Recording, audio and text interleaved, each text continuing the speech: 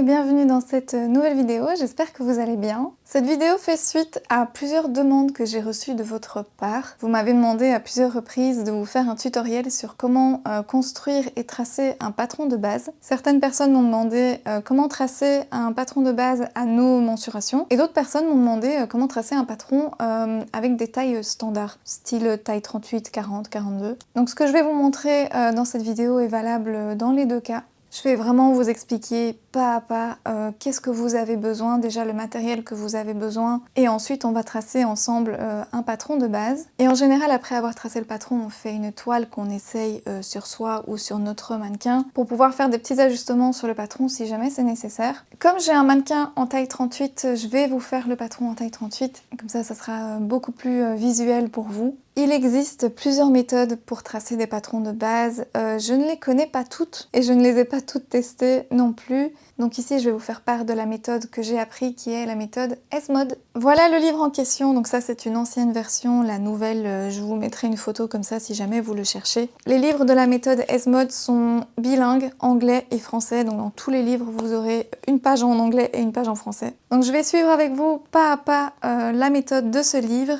Je vous mettrai le lien en barre d'infos si jamais vous avez envie de vous procurer le livre S-Mode. Il est à 45 €, il me semble, en version papier. Et vous avez aussi une version digitale que vous pouvez acheter, qui est à 34 €, il me semble. Vous avez plusieurs bustes aussi que vous pouvez vous procurer sur leur site. Vous avez deux tailles disponibles pour le mannequin couture femme en taille 36 ou en taille 38. Vous avez aussi un mannequin couture homme en taille 48. Et alors celui que j'ai et que je vais vous présenter en fin de vidéo, c'est le demi-buste de couture. C'est un buste de demi-mesure de la taille 38 et alors c'est très utile quand vous faites des tests de patronage. Et sur cette page, vous pouvez télécharger gratuitement le patron de base de la jupe et du corsage. Et donc si vous êtes intéressé par les bustes ou les livres de cette méthode, je vous mets tous les liens en barre d'infos. La première chose que vous avez besoin pour tracer un patron de base, c'est un tableau de mensuration. Que ce soit des mensurations de taille standard ou que ce soit les mensurations de votre corps ou du corps de la personne à qui vous voulez faire un patron de base, vous avez besoin d'un tableau de mensuration. Donc la méthode S-Mode vous donne le tableau avec toutes les mensurations que vous avez besoin pour pouvoir tracer le patron. Vous avez aussi un schéma pour montrer à quoi correspondent ces mensurations. Donc pour ma part, je vais me baser sur les mensurations de la taille 38 pour construire le patron. Et si vous voulez construire le patron pour vos mensurations, aidez-vous de quelqu'un et commencez par prendre toutes les mensurations sur vous. Ici, les mensurations qui donnent vont de la taille 36 au 44. Vous pouvez encore tracer du 34 ou du 46, voire du 48, en vous basant sur la colonne évolution de taille. Ce que cette colonne indique, on va prendre par exemple le tour de poitrine. L'évolution de taille est de 4 cm, ça veut dire qu'en passant d'une taille à l'autre, vous allez augmenter cette mesure de 4 cm. Donc vous pouvez toujours tracer la taille 34 en faisant un tour de poitrine 4 cm en moins. Vous pouvez aussi tracer la taille 46 en faisant un tour de poitrine de 4 cm en plus. Faites juste attention si vous vous éloignez vraiment fortement de ces tailles standards, donc je pense à la taille 30, 32, voire 50 ou plus, parce que la construction de patron sera différente. N'oubliez pas que ce sont des tailles standards du commerce et que notre corps ne rentre pas vraiment dans ce genre de cases. D'où l'intérêt du sur-mesure. Dans le livre, vous avez même 3 types de tableaux différents. Vous avez le tableau pour les tailles standards en Europe. Vous avez aussi le tableau pour les tailles asiatiques, donc en rose les tailles japonaises et en noir les tailles chinoises. Et vous avez aussi le tableau des tailles standards américaines. Je vais suivre avec vous le chapitre qui s'appelle les bases du corsage, la partie base du mannequin. Bien tracer vos patrons de base, c'est vraiment fondamental pour tout ce qui est patron, chaîne et trame, parce que c'est à partir de ces patrons-là que vous allez faire toutes les transformations possibles et imaginables pour créer une panoplie de vêtements infinie. Si les transformations de patrons après vous intéressent, je vous conseille vraiment d'acheter le livre parce que tout est expliqué pas à pas. Et il y a 2 tomes, donc le deuxième est un peu différent et ils se complètent très bien l'un l'autre. En termes de matériel, je vais vous faire une liste dans la barre d'infos, donc vous n'êtes pas obligé de tout noter, mais vous allez avoir besoin de papier patron. Essayez d'avoir des grandes feuilles que vous n'avez pas besoin de coller ou d'assembler l'une à l'autre. Ici, il s'agit de grandes feuilles que j'ai achetées en papeterie. Vous pouvez toujours en acheter aussi sur des merceries en ligne. Parfois, vous avez des très grandes feuilles. Et alors, une petite astuce, une fois que vous avez déplié votre feuille en grand, repassez-la pour qu'elle soit bien à plat. Ça va vraiment vous faciliter la vie, il sera bien à plat, il n'y aura plus tous ces plis et ça va être beaucoup plus facile pour vous. Quelque chose qui peut vous être utile, c'est d'avoir du papier calque. Ensuite, vous allez avoir besoin d'une règle et d'une équerre. Essayez d'avoir une règle qui est assez longue ici, elle fait 50 cm. C'est une règle japonaise, elle est transparente et donc ça rend les choses beaucoup plus pratiques. Bon, elle commence un peu à s'atténuer, mais elle est encore utile. Après, vous avez aussi ce genre de règle japonaise, c'est pas indispensable. Maintenant, moi je l'ai, de temps en temps je l'utilise, c'est assez pratique. Pour vos courbes, vous allez avoir besoin de perroquets. Si vous voulez dessiner des patrons, ça c'est quelque chose que je vous conseille d'investir, c'est pas hyper cher et c'est vraiment hyper utile dans la construction des cols, dans les courbes de pantalons, de jupes, de manches aussi, c'est hyper pratique. Je ne sais plus si on a besoin d'un compas ou pas, je l'ai quand même mis de côté au cas où. Vous allez aussi avoir besoin d'un mètre ruban, c'est surtout très utile pour mesurer dans les courbes. C'est pour faire des vérifications, pour être sûr que la courbe correspond bien à la mesure ou à la mensuration du tableau et pouvoir faire des petites corrections si c'est nécessaire. On va évidemment avoir besoin d'un crayon et d'une gomme. Alors privilégiez les porte-mines parce que la pointe est beaucoup plus fine. Ou si vous avez un crayon, vous pouvez bien le tailler régulièrement pendant la construction du patron. Ce que je vous conseille en termes de mines, c'est d'éviter les mines qui sont trop grasses. Donc le B, 2B, c'est complètement à éviter. Vous allez avoir vos mains sur le patron qui se baladent constamment et ça va vous faire des grosses crasses. Donc allez plutôt pour du H ou du 2H qui sont des mines qui sont beaucoup plus sèches. Et enfin, pour se faciliter la vie, on va devoir faire pas mal de calculs. Prenez toujours une calculatrice. Le calcul mental, c'est très bien, mais la moindre petite erreur peut foutre en l'air votre patron. Et c'est très important que les mesures que vous tracez soient correctes. Un autre petit conseil que je vous donne, c'est d'acheter une espèce de papier cartonné assez grande sur lequel vous allez tracer votre patron par la suite. Une fois que vous avez votre patron fait sur du papier patron, vous allez pouvoir le décalquer sur une feuille cartonnée que vous allez ensuite pouvoir découper. Et là où ça va vous faciliter la vie, c'est que lorsque vous avez envie de créer un patron à partir du patron de base, vous allez tout simplement poser votre carton sur votre feuille de papier et vous allez tracer les contours. Ça vous prend 30 secondes plutôt que de devoir tout décalquer. Pour que vous ayez une idée du papier que vous avez besoin, donc ça c'est ma feuille cartonnée qui fait 70 sur 50 cm et le patron de base taille 38 rentre pile poil. Donc pour le tracé et la construction du patron, je vous conseille quand même de prendre une feuille de patron qui est plus grande que ça, ainsi vous avez assez de marge.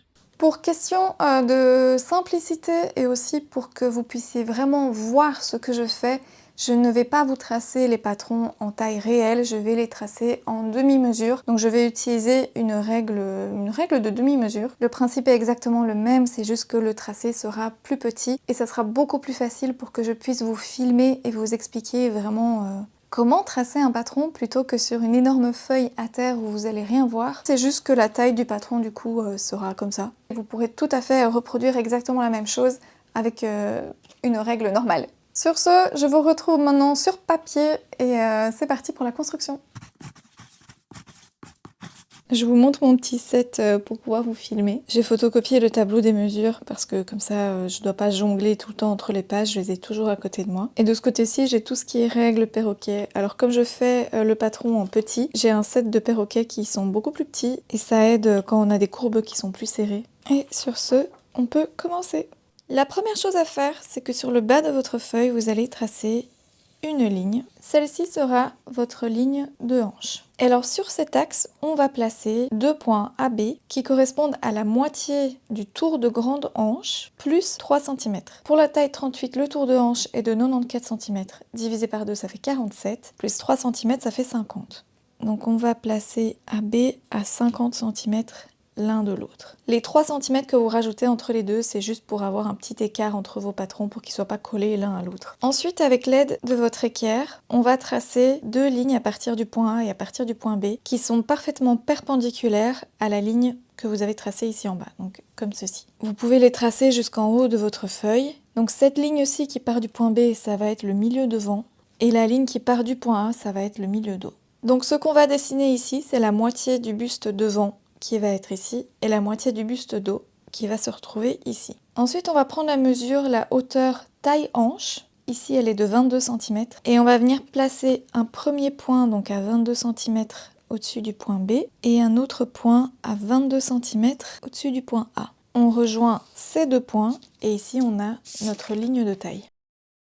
On va ensuite placer deux autres points. Donc à partir de la taille, pour le milieu devant, on va regarder la longueur taille devant et on va placer un autre point ici en haut. Et de l'autre côté, on va regarder la longueur taille Do et on va placer l'autre point ici au-dessus. Sur le petit schéma, ça correspond à ces mesures ici, donc c'est vraiment la longueur à partir de la ligne de taille jusqu'à l'encolure devant et la longueur à partir de la ligne de taille jusqu'à l'encolure Do.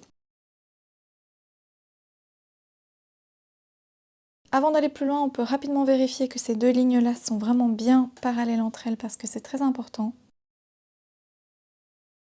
Toujours à partir de la ligne de taille, on va venir tracer une ligne qui est 9 cm plus bas que la ligne de taille. C'est une valeur standard qui est valable pour toutes les tailles. Donc ce sont les points H, G et c'est la ligne de petite hanche. Donc maintenant, à partir du point E, on va placer un autre point E1 qui correspond à la valeur 1,5 écart de poitrine. Et sur ce point, on va tracer une parallèle au milieu devant. Ensuite, on a besoin de la hauteur de poitrine. Ici, elle est de 22 cm. Et alors, ce qu'on va faire, c'est qu'on va partir du point C et on va tracer 22 cm la longueur de la ligne qui va du point C jusqu'à la parallèle qu'on vient de tracer. C'est ici qu'on se trouve à 22 cm. Ici, on l'appelle le point P parce que c'est la ligne de poitrine. Et là-dessus, on peut tracer une ligne qui est parallèle à la ligne de taille, à la ligne des hanches. Bon, le dessin ici est un peu petit, mais j'espère que vous allez voir. Mais en gros, qu'est-ce qu'on a tracé là avec nos cadres? On a tracé la ligne de poitrine, la ligne de taille, la ligne de petite hanche, la ligne des grandes hanches, le milieu devant et le milieu dos. Au milieu du dos, on va regarder la valeur DJ et on va placer un point au milieu. Je n'invente pas les points A, B, C, D, je suis exactement ce qu'il y a dans le livre. Et alors à partir de L, on va tracer une autre parallèle à la ligne de taille. On place ici le point K et ça c'est la ligne de carrure. Sur la ligne de hanche, à partir du point A, on va placer le point A1 qui correspond à 1/4 du tour de hanche moins 1 cm.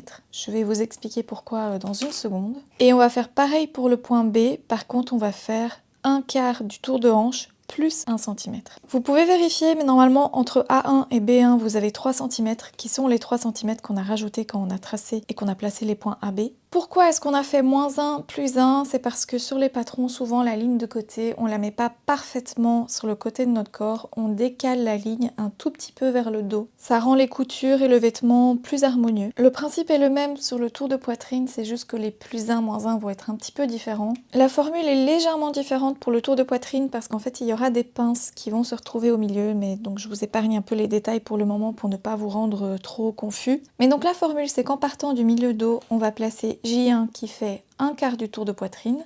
Et à partir du milieu devant, on va placer 1/4 du tour de poitrine plus 2 cm. Là-dessus, on peut joindre I1, B1, J1, A1. Et là, vous avez vos lignes de côté. On va se concentrer maintenant sur l'encolure et l'épaule devant. Donc à partir du point C, on va tracer une perpendiculaire. Donc on va placer un point C1 qui correspond à la moitié du tour d'encolure divisé par 3.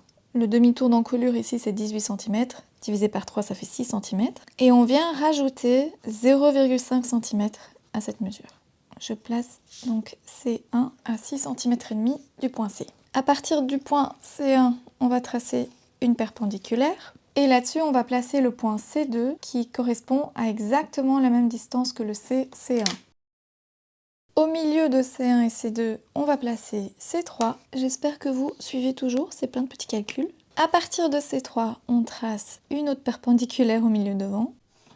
Et là-dessus, on va faire le même principe que quand on a tracé le point de poitrine. On va prendre la longueur d'épaule qui ici est de 12 cm. On va partir du point C2 et on va tracer 12 cm jusqu'à la ligne. Donc 12 cm, c'est ici. On rejoint ces deux points et là, vous avez une ligne d'épaule.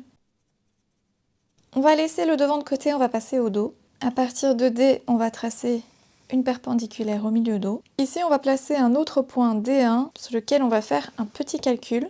On prend notre mesure du demi-tour d'encolure qu'on divise par 3, c'est égal à 6. Et on doit rajouter le 6e de la valeur qu'on obtient. Je vais les mettre en couleur d'ailleurs, comme ça vous identifiez bien.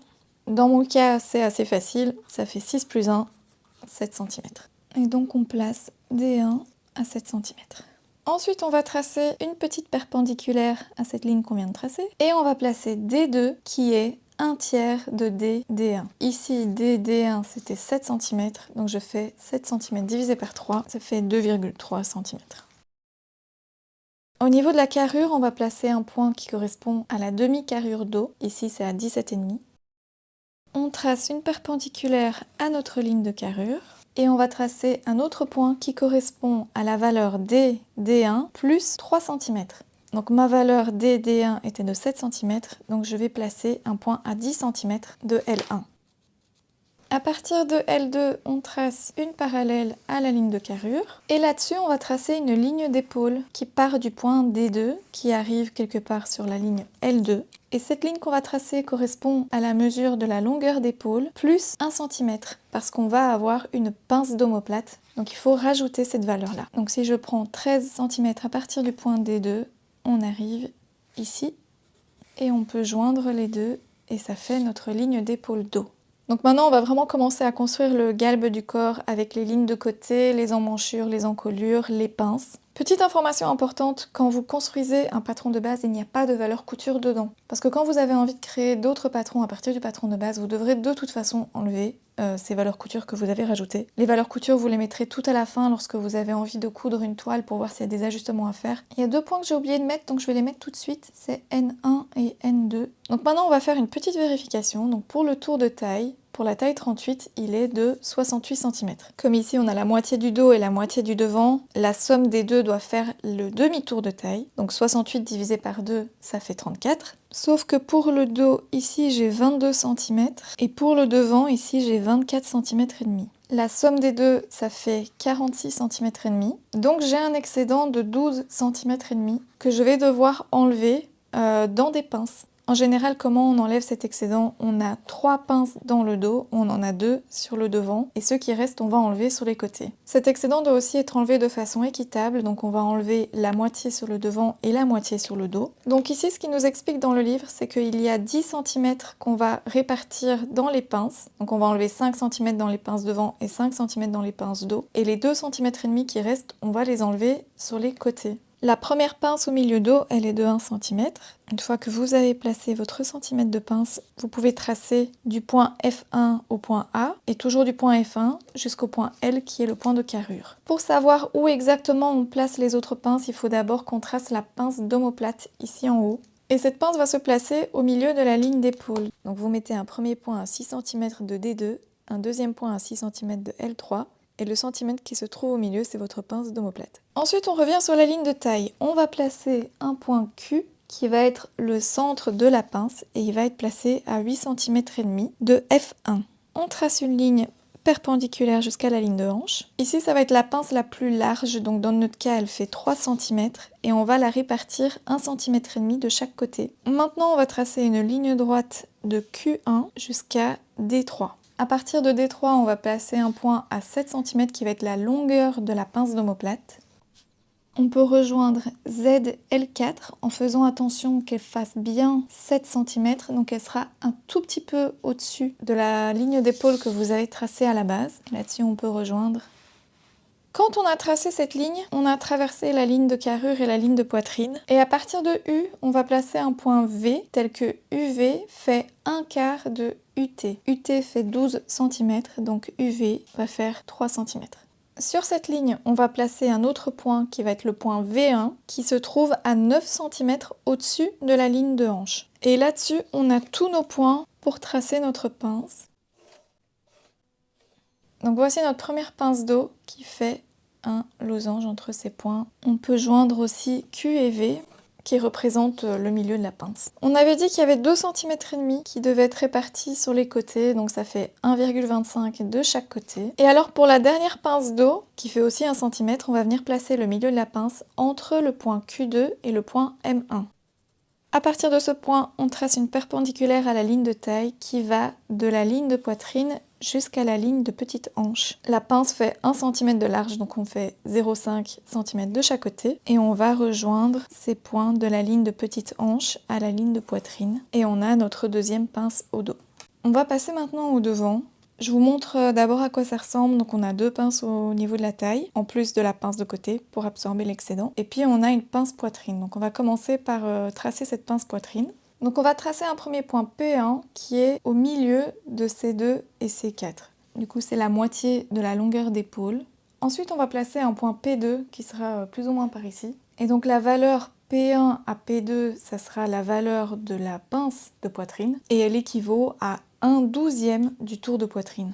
Donc pour la taille 38, le tour de poitrine il est de 88 cm, divisé par 12, ça fait 7,3. C'est là que le compas va être utile si vous en avez un, donc on va prendre 7,3 cm. Et en se plaçant sur le point P1, on va tracer une petite courbe. On va placer un autre point à partir du point P qui est 2 cm au-dessus de P. Là-dessus, on va rejoindre P1 et P3. On va mesurer la longueur de P1 et P3 et on va reporter cette même longueur P3 jusqu'à cette courbe. Et c'est là qu'on va placer notre point P2. Ici, j'utilise un compas, mais si votre compas n'est pas assez grand, vous pouvez tout à fait le faire avec une règle. Vous mesurez la longueur de la pince de P1 et P3 et vous reportez cette même longueur sur la courbe ici. Et on va aussi rejoindre P2 et P3. Bon, si vous l'avez tracé sur du papier patron comme je vous l'avais conseillé, c'est très bien. Moi, ma feuille est un petit peu trop rigide, donc je vais prendre un morceau de papier calque. Voilà, donc j'ai décalqué pour vous montrer plus facilement. Donc si vous aussi, vous avez une feuille qui est trop cartonnée, décalquez cette partie-ci. Et en gros, ce qu'on va faire, c'est qu'on va venir placer P3 sur le coin d'une table ou d'un meuble pour nous aider à fermer la pince. Donc je vous déplace. Vous avez ici un coin de meuble qui est très pointu, donc c'est idéal. On va placer notre patron, donc le point P, sur cette pointe. Et ça va vraiment nous aider pour fermer cette pince. Donc on va devoir joindre P2 à P1. Et avec votre pince fermée, on va tracer la ligne d'épaule de 12 cm. Si vous avez une roulette avec des picots, c'est l'idéal. Mettez quelque chose pour protéger votre table. Et on peut passer la roulette le long de la ligne d'épaule. Et quand vous ouvrez, vous avez les petits points et vous pouvez tout simplement tracer sur ces petits points. Et alors toujours avec la pince fermée, on va prolonger la ligne de carrure. Dans le tableau de mesure, on peut vérifier la demi-carrure devant et on vient placer un point à ce niveau-ci. Pour la taille 38, elle est de 16,5. Et quand on ouvre, elle est placée correctement. Vu que je suis sur du papier calque, je vais aller décalquer ça sur mon patron.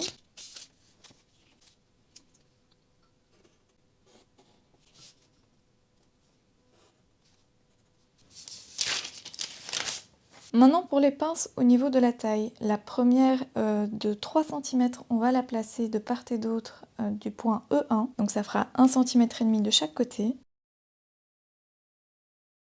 En partant de P, on va placer E4 à 2 cm en dessous. Ensuite on va placer un point petit E à 6 cm au-dessus de la ligne de hanche. Et là vous avez vos 4 points que vous allez pouvoir joindre pour en faire une pince.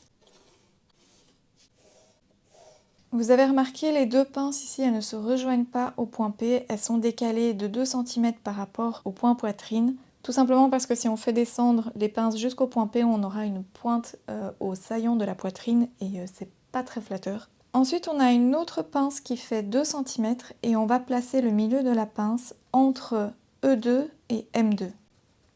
On va tracer une perpendiculaire à la ligne de taille qui va de la ligne de poitrine jusqu'aux petites hanches. La pince fait 2 cm, donc on va mettre 1 cm de chaque côté de T. Et là-dessus, on va rejoindre les points qui se trouvent sur la ligne de petite hanche et la ligne de poitrine, au point de part et d'autre de T. Ensuite, on va rejoindre les points M1, J1. On peut dépasser un petit peu. On va faire pareil avec M2, I1. On va aussi dépasser un petit peu. Et on va venir mettre deux autres points ici au-dessus, dont la formule est la longueur de la taille d'eau plus la longueur de la taille de vent. Cette valeur-là divisée par 4 et on y rajoute 2 cm. Là-dessus, je n'ai pas envie de me tromper. Vous allez mesurer 21,5 à partir des points M1 et M2. Donc 21,5 à partir de M1 sur cette ligne, ça va être là. Et 21,5 à partir du point M2 sur la ligne, ça sera ici et ça va être le point I2. Et c'est maintenant qu'on va utiliser nos perroquets. Donc on va commencer par les emmanchures. D'abord, à partir des points J2 et I1, on va commencer par tracer un petit angle droit à ce niveau-ci. On peut faire de même au point C5 et L3. Et là-dessus, on va tracer une courbe, soit avec notre perroquet, soit à main levée si vous êtes à l'aise. Mais les courbes doivent être harmonieuses. Donc parfois, vous devez le faire en 2 fois. Ici, par exemple, je vais commencer par joindre C5 et K1. Vous pouvez faire une première courbe à main levée que vous venez ensuite corriger avec le perroquet, c'est possible aussi. On fait la même chose pour l'emmanchure Do.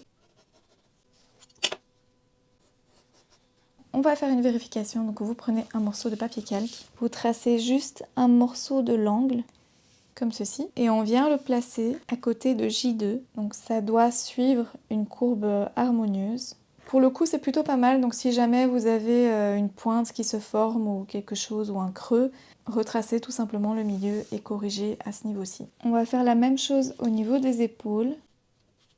On trace une partie C5 et on vient la positionner ici. Donc c'est la ligne d'épaule qu'on vient mettre sur la ligne d'épaule. Et ce qu'on vient vérifier, c'est que les courbes ici se joignent de façon harmonieuse. Donc ici, c'est bien le cas. Idem pour les encolures. Donc je vais commencer par tracer l'encolure devant. Alors c'est pareil, en C, il faut un angle droit sur environ 1 cm sur lequel on va tracer notre encolure devant. Pour D, c'est pareil, on va aussi avoir un angle droit cette fois-ci sur 2 cm. Et alors ce qui peut aider avant de tracer, c'est que d'abord vous décalquez votre courbe d'encolure devant avec le début de la ligne d'épaule. Et vous venez poser ligne d'épaule sur ligne d'épaule. Ainsi, vous voyez que votre encolure, elle doit venir plutôt comme ça pour avoir une courbe harmonieuse et une jonction harmonieuse. Et ici, soit vous utilisez le perroquet, soit vous tracez d'abord à la main et puis vous venez tracer avec le perroquet. Alors attendez, il faut juste finir le tracé ici des courbes de côté. Ici, ce que vous pouvez faire, c'est commencer par tracer comme ceci. Et alors si jamais ça fait une cassure ou un petit angle au point M1 et M2, venez juste adoucir avec votre perroquet. Donc vous avez remarqué, on n'a pas utilisé toutes les mesures du tableau. Il y a certaines mesures qui seront utiles si jamais vous tracez le patron d'un pantalon de base ou si vous tracez le patron d'une manche de base également. Il y aura d'autres mesures qui vont rentrer en compte. Maintenant, il y a des mesures qu'on peut vérifier. Donc par exemple, le demi-tour d'encolure. On peut prendre un mètre ruban. C'est pour ça que je vous demandais d'en avoir un. Et avec votre mètre ruban, vous allez mesurer votre tour d'encolure. Donc si j'additionne devant et dos, je suis à 18 cm qui correspond au demi-tour d'encolure de la taille 38. Et on peut faire pareil pour mesurer le tour d'emmanchure. Donc on prend son mètre ruban.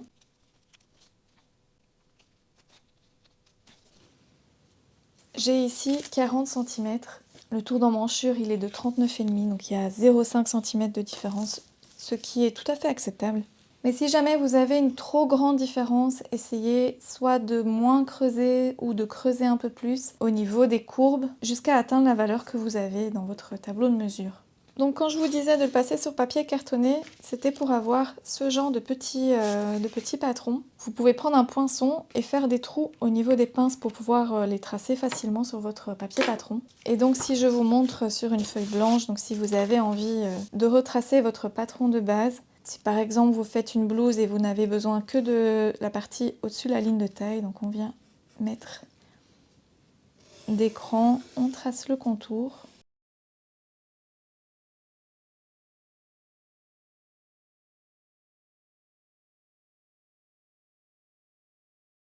Et ensuite vous mettez tous les points des pinces.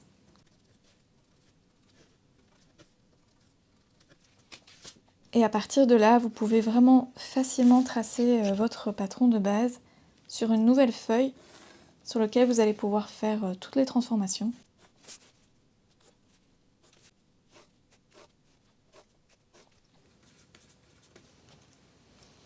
Et quand vous avez fini votre patron de base, décalquez-le sur une nouvelle feuille de patron, rajoutez des valeurs couture et cousez une toile que vous mettez sur vous si c'est vos mesures ou sur votre mannequin. Ainsi, si jamais vous vous êtes trompé dans une ou l'autre mesure lorsque vous les avez pris sur vous, vous pouvez faire quelques ajustements et vous aurez normalement un patron qui est un moule de votre corps. Alors, question à 1 million d'euros. Est-ce que vous êtes toujours là ou est-ce que je vous ai complètement perdu ? Je verrai de toute façon dans les statistiques de cette vidéo si les gens finissent par décrocher. Si le patronage vous prend la tête, sachez que vous n'êtes pas seul. Ça prend la tête à tout le monde. Avant de me mettre au patronage, je n'avais plus utilisé d'équerre depuis les primaires. Mais donc je voulais vous montrer, ça c'est le buste de demi-mesure. Attendez, je vais la déshabiller comme ça vous voyez à quoi elle ressemble. C'est le prototype d'une robe que j'avais fait quand j'ai fait les cours à l'école. Donc si le patronage vous intéresse, vous avez sur Esmod ce genre de petit buste de demi-mesure en taille 38. Ils vous fournissent également le patron de base déjà construit, donc vous n'avez pas besoin de le construire vous-même si jamais ça vous gave. Mais du coup c'est très utile pour faire des prototypes, des essais de patronage, et comme ça quand vous faites des toiles, vous n'utilisez pas des métrages de tissu énormes. Et comme ça quand votre patron est fait, vous pouvez ensuite le faire en taille réelle. Le patronage c'est quelque chose qui demande du temps, donc le jour où vous avez envie de reproduire le buste de base, prenez vraiment votre temps de le faire. J'ai deux questions, remarques pour vous. La première c'est que comme je disais au début de la vidéo, je ne connais pas toutes les méthodes pour tracer un buste de base. Ici, je vous ai présenté celle d'Esmod. Maintenant, si vous avez entendu parler d'une autre méthode que vous voulez que je teste pour vous, il n'y a vraiment aucun problème, je pourrais tout à fait la tester pour vous et la comparer du coup avec la méthode que je vous ai présentée ici. Et alors la deuxième question, c'est si jamais vous utilisez un ordinateur, je ne sais pas si vous avez entendu parler du programme Valentina. C'est un programme de patronage qui est gratuit. Et alors ce que j'aime vraiment bien avec ce programme, c'est que vous commencez par rentrer un tableau de mesure et ensuite vous tracez le patron de base dans le logiciel, mais en fait chaque ligne, chaque courbe correspond à un élément du tableau de mesure. Ce qui fait qu'une fois que votre fond de base est tracé dans le logiciel, si vous prenez le tableau de mesure et que vous le modifiez, le patron va se modifier et va s'adapter automatiquement aux mesures que vous rentrez. Donc ça peut être quelque chose de très utile si jamais vous cousez pour d'autres personnes que pour vous. Vous pouvez ensuite le sauver au format PDF et vous pouvez aussi l'imprimer sur des feuilles A4 que vous venez assembler. Voilà, donc si jamais ça vous intéresse que je vous montre comment tracer le fond de base dans le programme Valentina, n'hésitez pas, je peux tout à fait vous faire une vidéo aussi. Regardez, j'ai trouvé le patron de base que j'avais cousu du coup pour le petit buste. Je l'avais juste un petit peu rallongé pour que ça fasse une robe. J'avais mis un zip dans le dos, mais du coup je vais l'enfiler, comme ça vous voyez ce que ça donne. Je pense que c'est Dior qui faisait aussi des patrons sur taille miniature. Et je pense qu'ils faisaient leur prototype sur un tiers des mesures, donc sur un mannequin encore plus petit que ça. Et voilà le buste de base. Donc c'est vraiment quelque chose qui est très moulé au corps. Parce que c'est le but du fond de base, c'est une moulure de votre corps. Et donc on voit bien nos deux pinces ici sur le devant et les deux pinces au niveau du dos. Vous avez aussi la pince d'omoplate qui se trouve à ce niveau-ci. J'aurais dû la repasser avant de vous la montrer. Le bolduc rouge, c'est moi qui l'ai placé. Je l'ai pas très bien placé, mais normalement il est censé suivre l'encolure qui est ici. Et voilà, j'espère que je ne vous ai pas donné trop mal de tête. J'espère que vous avez retrouvé tout votre matériel de géométrie de quand vous étiez en primaire.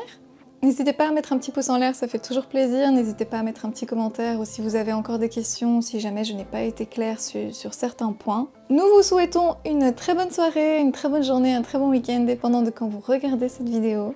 Et on vous dit à bientôt dans une prochaine vidéo.